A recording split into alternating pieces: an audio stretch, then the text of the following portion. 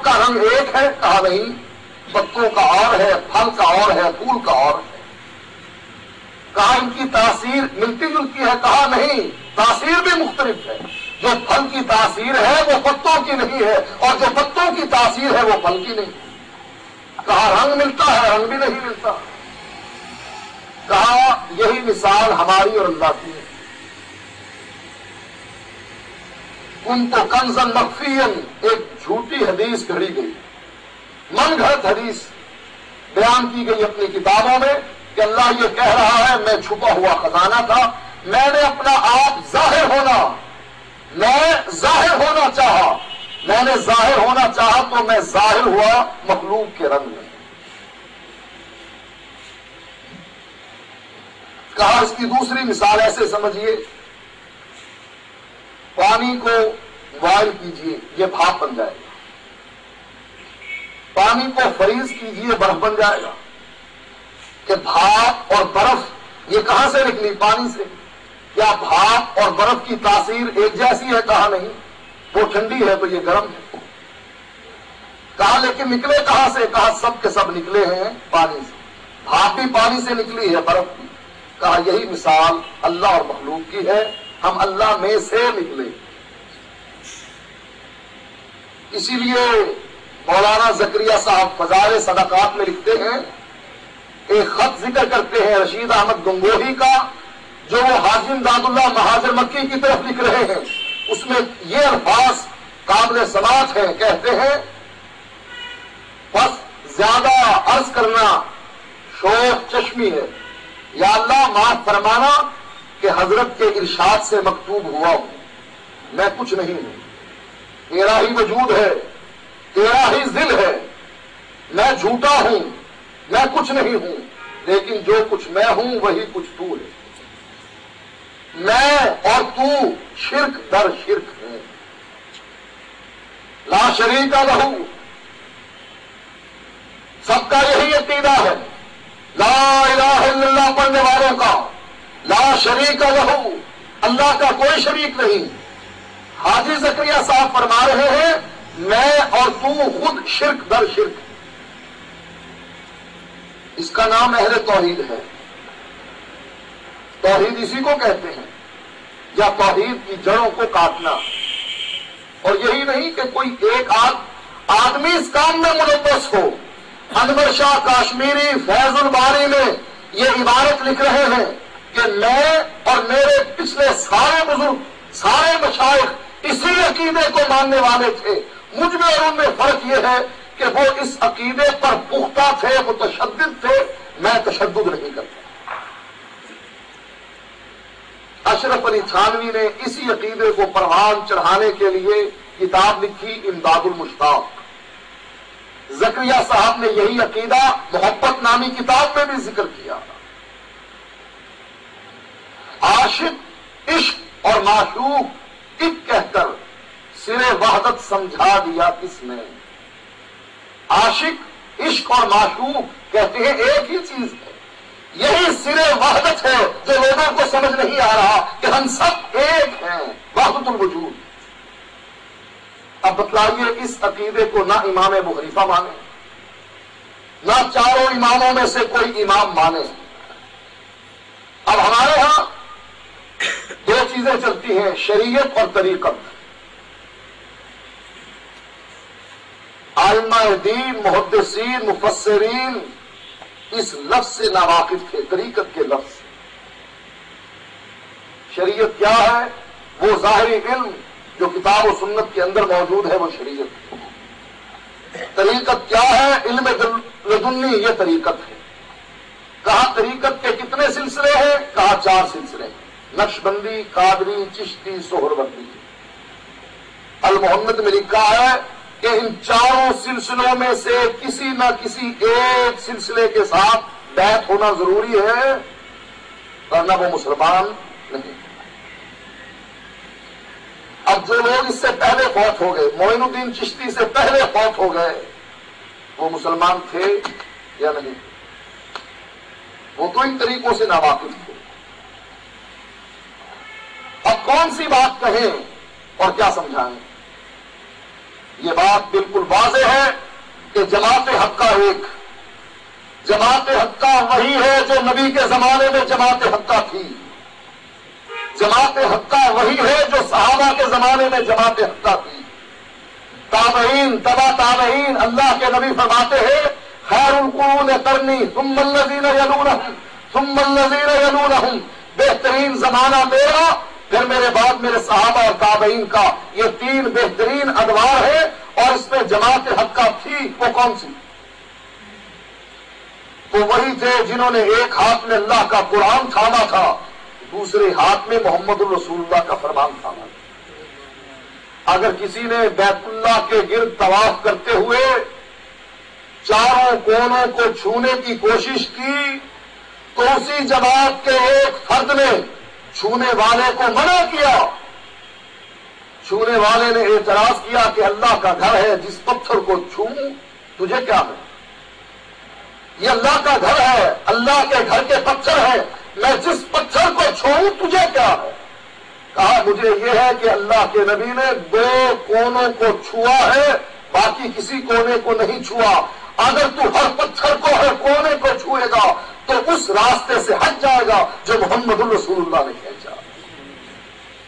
یہ صحابہ کے زمانے میں جماعت حقہ کا ایک فرد اس بات کا اظہار کر رہا ہے، وہی عقیدہ جو ہم بتلاتے ہیں۔ ہم کیا کہتے ہیں؟ ہم اپنے گھر کی بات کہتے ہیں یا اپنے مولوی اور پیر اور بزرگ کی بات کہتے ہیں یا اپنے شیخ الحدیث کی بات کہتے ہیں یا اپنے علامہ کا تذکرہ کرتے ہیں، ان کے گن گاتے ہیں، ان کے اقوال اور ان کی آراء آپ کے سامنے پیش کرتے ہیں، یا آپ کے سامنے آمنہ کے لال کی باتیں پیش کر کے کہتے ہیں اگر جنت لینا چاہتے ہو تو اس کے پیچھے چلو۔ بتاؤ جماعت حقہ ہے ہی کہ نہیں؟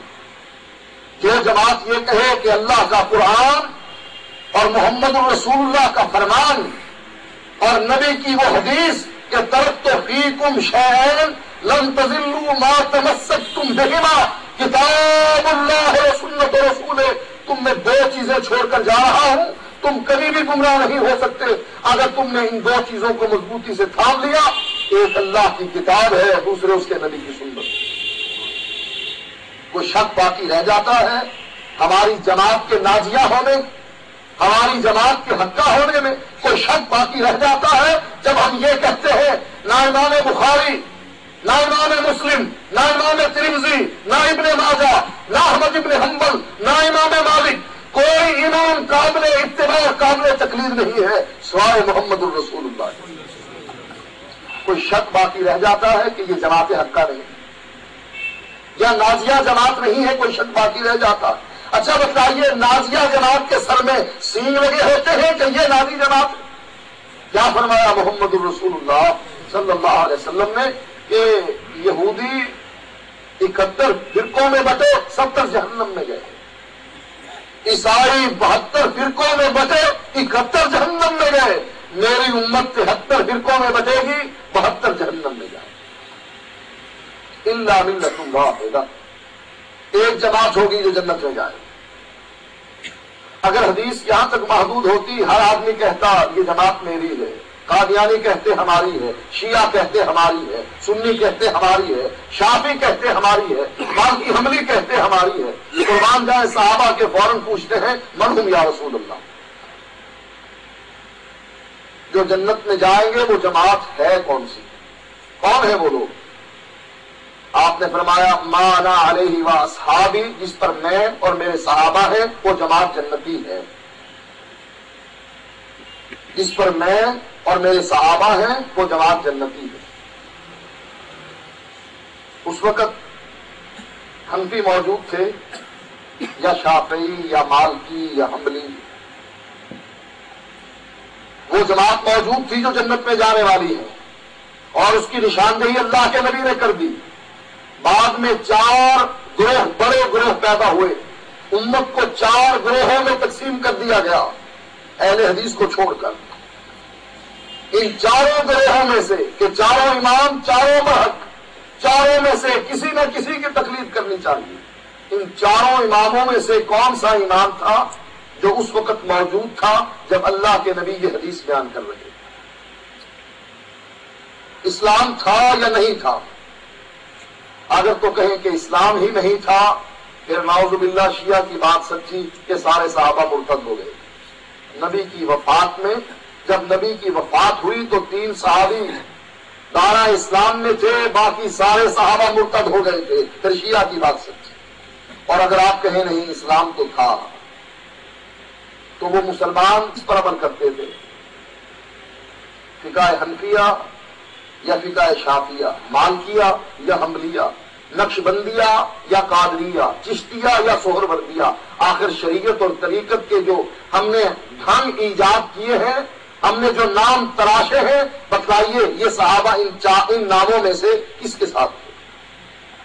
جب کسی کے ساتھ نہیں تھے تو ثابت ہوتا ہے کہ ان کے پاس 2 ہی چیزیں تھیں: اللہ کی کتاب، جس کے بارے میں اللہ کے نبی نے فرمایا تھا کہ لاؤ کتاب اور لاؤ کاغذ اور قلم، میں تمہیں لکھ دوں، اور حضرت عمر کامیاب ہوئے تھے، فرمایا تھا حسبنا کتاب اللہ، اے اللہ کے نبی ہمیں اللہ کی کتاب کافی۔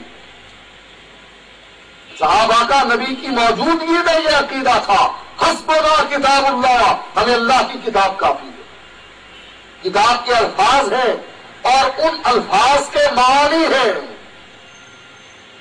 ان علینا جمعہ وقرآنا فاذا قرأناہ فاتبع قرآنا ثم ان علینا بیانا۔ اس قرآن کے الفاظ کو جمع کرنا، اللہ کہتا ہے یہ میری ذمہ داری ہے، اور پھر ان الفاظ کو بیان کروا دینا، اس کی تشریح کر دینا، یہ بھی میری ذمہ داری ہے۔ ان علینا جمعہ، الف لام میم سے لے کر والناس تک یہ ہے، ان علینا جمعہ، اس قرآن کو جمع کرنا یہ ہماری ذمہ داری ہے۔ ثم ان علینا بیانا، پھر اس قرآن کی تشریح اور تفسیر حدیث کی صورت میں کروا دینا یہ ہماری ذمہ داری ہے۔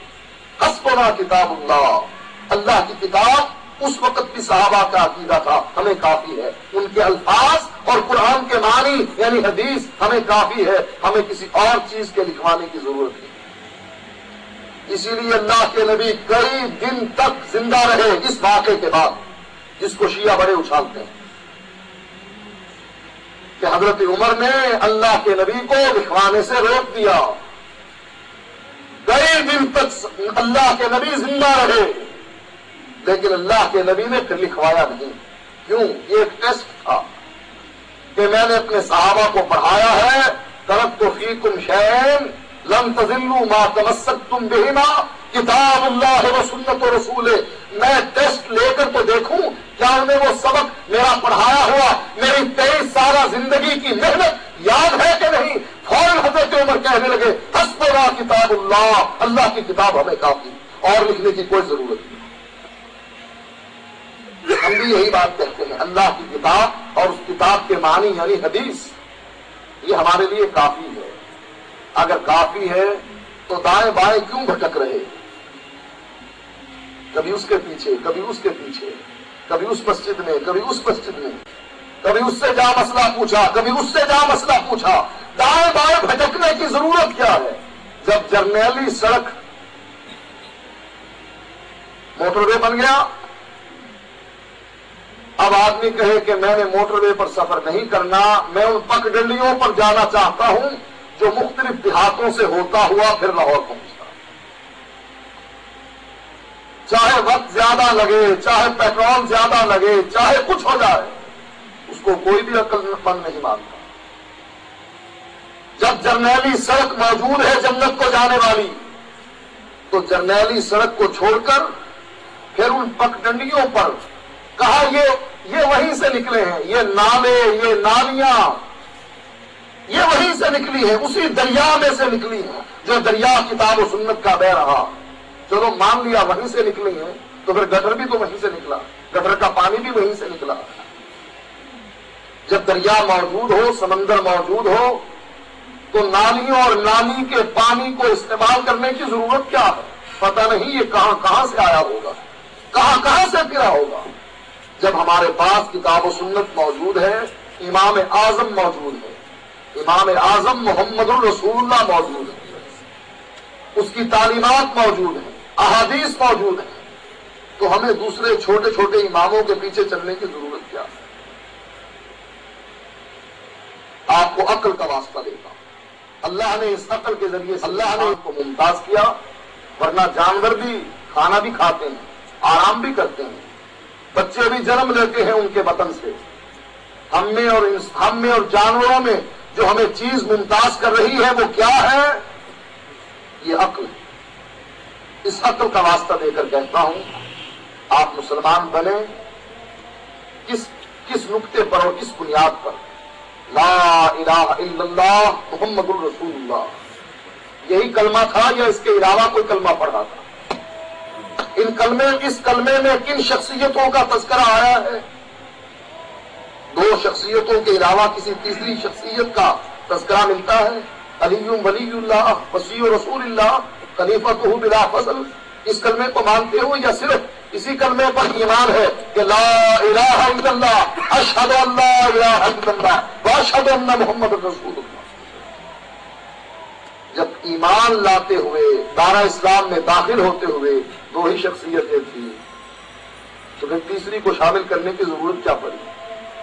جب اس دنیا میں آئے ایک کان میں آذان دوسرے میں تکبیر، اور جب اس دنیا سے گئے وہ قبر آپ کو ملی، وہاں بھی آپ سے یہی سوال، من ربوں کا، من نبیوں کا، ماں دینوں کا۔ کوئی تیسری ہستی آئی یہاں پر بھی؟ قبر میں کوئی تیسری ہستی آئی کہ من اماموں کا؟ اور جب میدان محشر آیا اس وقت بھی یہی سوال، کس کی بات مانتا رہا، کس کے پیچھے چلتا رہا؟ انا اطعنا سادتنا وکبراءنا، یہ عقیدہ رکھنے والے قیامت کے دن بھی اپنے ہاتھوں کو کاٹ کاٹ کر کھائیں گے کہ ہم نے مانی بات کس کی؟ سادتنا وکبراءنا، ہم نے اپنے سرداروں، اپنے بڑوں کی، پیروں اور بزرگوں کی بات مانی، فاضلونا السبیل، انہوں نے ہم کو گمراہ کر دیا۔ اس وقت حسرت بھرے انداز میں ان الفاظ کو ادا کرنا بے فائدہ، بے مقصد ہے، کچھ بھی نہیں ملے گا۔ ابھی موقع ہے اپنے ایمان اور عقیدے کی تجدید کر لیجئے۔ لا الہ الا اللہ محمد الرسول اللہ، یا اس میں غلطی بتلا دیجئے جو دعوت ہم دے رہے ہیں آپ کو اللہ اور اس کے رسول کی، کتاب و سنت کی، توحید و رسالت کی، یا اس میں ہمیں غلطی بتلا دیجئے کہ اس جگہ پر غلطی ہے، ہم رجوع کرنے کے لیے تیار، اور اگر اس میں غلطی کا کوئی شائبہ نہیں پھر ہماری آواز پر لبیک کہیے تاکہ آپ کی زندگی دنیا کی بھی بہتر ہو جائے اور آخرت کی بھی۔ وآخر دعوانا الحمدللہ۔ دیوبندی عقیدہ رکھنے والے امام کے پیچھے نماز پڑھنا کیسا؟ اگر یہ ساری تقریر سننے کے بعد اب بھی یہ سوال آپ کرتے ہیں تو میں سمجھتا ہوں کہ میرا بیان کرنا فضول گیا، سوال کرنے کی ضرورت ہی باقی نہیں رہی۔ جب ان کا عقیدہ صحیح نہیں تو نماز پڑھنے کی ضرورت کیا؟ اگر آج کے اہل سنت نہیں تو پھر کون اہل سنت ہے؟ ہم اہل سنت ہیں۔ اہل سنت وہ ہوتا ہے جو سنت پر چلے۔ کیا ہم سنت پر نہیں چلتے؟ ہم رفع الیدین اس لیے کرتے ہیں نبی کی سنت ہے، آمین اس لیے کہتے ہیں نبی کی سنت ہے، سینے پر ہاتھ باندھتے ہیں نبی کی سنت ہے، آٹھ تراویح پڑھتے ہیں نبی کی سنت ہے، پاؤں سے پاؤں ملاتے ہیں نبی کی سنت ہے۔ تو سنت پر عمل کرنے والے کو اہل سنت کہتے ہیں۔ ہم اہل سنت، ہم ہی اہل حدیث ہیں، نبی کی حدیث پر چلنے والے۔ سنت کہاں سے ملتی ہے؟ نبی کی حدیث۔ کیا اہل سنت نبی کے زمانے میں موجود تھے؟ ہاں، سنت پر چلنے والے موجود تھے، لیکن دھوکے بعد موجود نہیں تھے کہ کام کچھ اور نام اہل سنت رکھنا۔ آپ ویڈیو کے بارے میں کیا کہتے ہیں؟ ویڈیو نئی ٹیکنالوجی ہے جس میں نیگیٹو نہیں بنتا۔ پہلے زمانے میں کیمرہ ہوا کرتا تھا، اس میں نیگیٹو بنتا تھا، فلم بنتی تھی، تصویر بنتی تھی۔ ایڈوانس ٹیکنالوجی ہے، اس میں ڈاٹس آتے ہیں جو تصویر کے حکم میں نہیں۔ آج کل میڈیا پر جاوید احمد غامدی بہت پھیلا ہوا ہے اور لوگوں کو گمراہ کر رہا ہے۔ وضاحت فرما دیں، کیا یہ منکرین حدیث تو نہیں؟ کیونکہ لوگ اس سے بہت متاثر ہیں۔ دجال سے بھی لوگ بڑے متاثر ہوں گے اور کہیں گے تو ہی ہمارا رب ہے، لیکن عقیدے والے وہاں بھی کہیں گے کہ تو ہمارا رب نہیں ہو سکتا اس لیے کہ تو کانا ہے، ہمارا رب کانا نہیں۔ غامدی منکر حدیث ہے، اس کی کتاب ہمارے پاس موجود ہے جس میں اس نے احادیث کا انکار کر دیا ہے، سرے سے انکار کر دیا۔ لہذا اس آدمی کی تقاریر سننا، دروس سننا جائز نہیں ہے، حرام ہے۔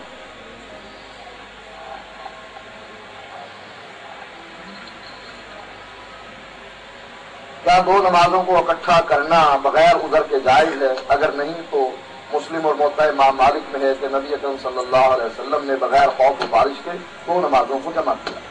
یہ اللہ کے نبی نے امت کی آسانی کے لیے 2 نمازوں کو جمع کیا ایک ایسے موقع پر کہ کوئی عذر شرعی نہیں تھا. لہذا آج بھی اگر کوئی کسی موقع پر زندگی میں ایک آدھ مرتبہ اس طریقے سے عمل کرنا چاہے تو کر سکتا ہے، لیکن اس کو معمول نہیں بنایا جا سکتا، جیسا کہ صحابہ نے اس کو معمول نہیں بنایا. معمول یہی ہے کہ اپنے وقت پر نماز پڑھی جائے، لیکن کبھی کسی بھی وجہ سے کہ کہیں پھنس گیا ہے، دفتر میں کام اتنا زیادہ ہے، اٹھ نہیں سکتا ہے، 2 نمازوں کو اگر اکٹھا کرنا چاہے کبھی کو کر سکتا ہے.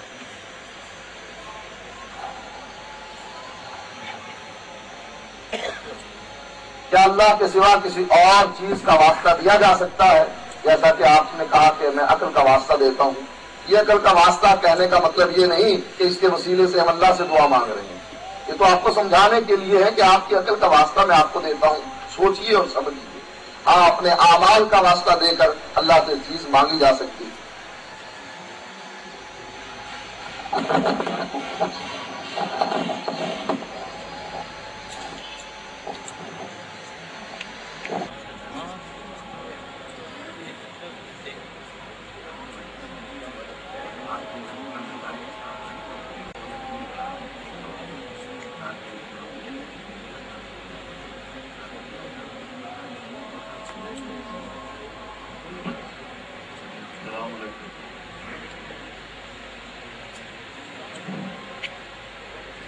میری بات آ رہی ان کا جو ترجمہ اور تشریح کریں لوگ بقا کی آیت ہے 157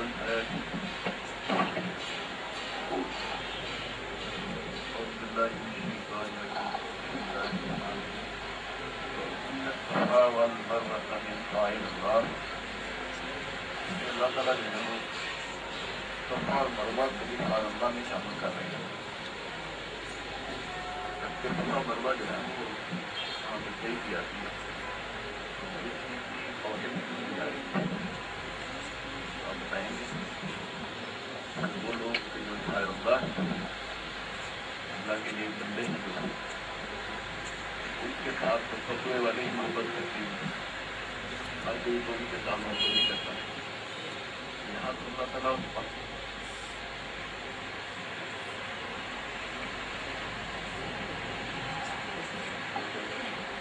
دیکھیے اس آیت میں اللہ تعالیٰ نے صفا اور مروہ کو شاعر اللہ قرار دیا. یہ 2 پہاڑیاں ہیں، ان 2 پہاڑیوں پر حضرت اسماعیل کی والدہ دوڑی تھی پانی کی تلاش میں. تو جتنے 7 چکر انہوں نے ان 2 پہاڑیوں کے درمیان لگائے تھے، تو اللہ تعالیٰ نے ان حاجیوں کے لیے جو حج پر جاتے ہیں طواف کے بعد صفا اور مروہ کی سعی جو ہے اسی طریقے سے جیسا کہ اسماعیل علیہ السلام کی والدہ نے کی تھی اسی طریقے سے حاجیوں پر فرض قرار دی. تو یہ پہاڑیاں یہ اللہ شاعر اللہ ہیں. اس سے شاعر اللہ سے مراد انسان نہیں ہوتے ہیں. جو بھی شاعر اللہ ہے وہ انسان اور غیر انسان بھی ہو سکتے ہیں. ان میں پہاڑ بھی آ سکتے ہیں. وہ مقام ابراہیم بھی آ سکتا ہے جہاں ابراہیم علیہ السلام نے کھڑے ہو کر جس جگہ پر بیت اللہ کی تعمیر کی تھی. اس لیے اللہ تعالیٰ نے ان کی تعظیم کا حکم دیا. آج کے دور میں اولیاء کی کرامت کہاں تک درست ہے؟